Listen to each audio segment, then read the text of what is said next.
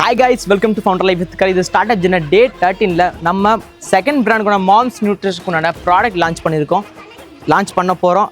நம்ம Tamil Nadu CM sign பண்ணிட்டாங்க. இப்போ நம்ம ப்ராடக்ட் லான்ச் பண்ணலாமா?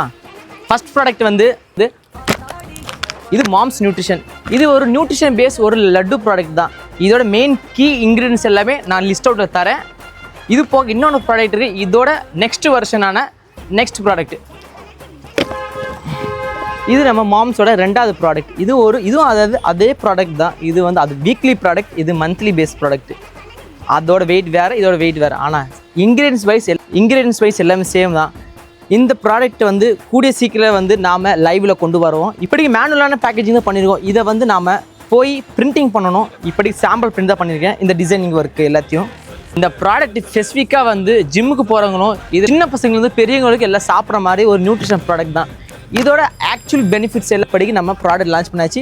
இது என்ன டைப் ஆஃப் ப்ராடக்ட், இது என்னென்ன கேட்டகரி சாப்பிட்லாம் எல்லாருமே நான் டீட்டெயிலாக சொல்கிறேன்.